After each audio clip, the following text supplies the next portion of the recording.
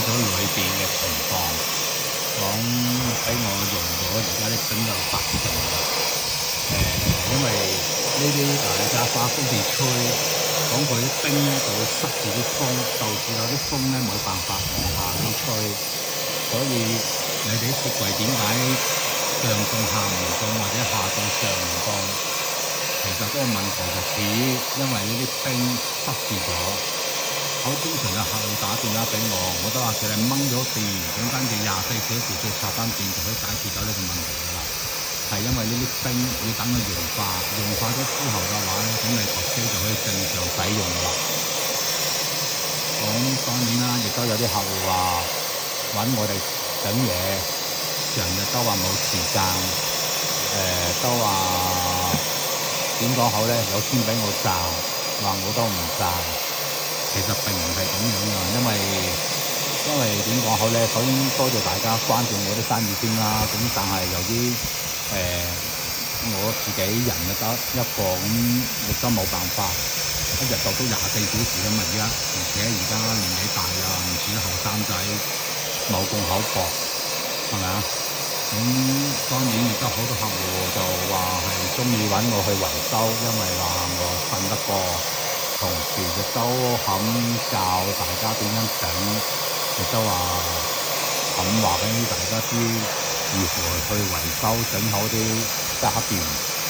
係啦，咁當然啦，都喺我覺得冇危險嘅情況下，喺安全嘅情況下，好似呢啲咁嘅問題嘅話咧，我都好樂意去教大家點樣整嘅。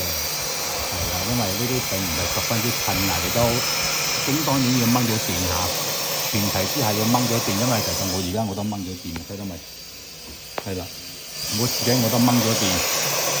雖然係話我係師傅，但係我都怕電啊，大佬，係咪啊？邊個話師傅唔怕電㗎？所以大家記得，就算自己去處理、去溶雪，亦都要安全至上。千祈唔好攞條命仔去搏。係啦，咁多謝大家，希望大家體諒下。因為我始終兩隻手一日先做到嗰兩三個客，所以有啲客就話呢個客都等咗我1個星期以上。係啦，咁多謝先，因為只有話相信我，咁佢先會等我嘅啫，係嘛？你唔相信我嘅話，咁就冇必要等我噶嘛。但係你等我嘅話，我亦都唔會令到大家失望嘅。係啦，反正我哋一般都係做商業電器比較多咯。係啦，所以家用電器嘅話，呢啲簡單嘅問題其實一般我都會喺電話度教大家點樣處理嘅。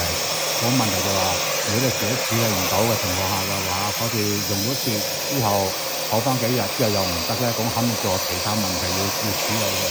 咁就需要經過我哋專業嘅測量去判斷或者邊個地方唔得。而家用晒啲雪啦，咁呢啲問題就基本上解決啦。咁呢個係最簡單嘅步驟。係啦，大家記得上凍下唔凍或者下凍上唔凍都可以咁樣去處理。處理咗唔得之後就可以聯繫下我哋上去所度邊個零件壞咗。因為如果唔係零件壞嘅話咧，咁就冇可能係咁情況嘅。因為你用咗雪啊嘛，你用咗雪都係唔得嘅話，就肯定有零件壞嘅。但係至於邊個零件咧，咁佢哋都係靠慢用標去測量嘅。好，多謝大家關注我先嚇。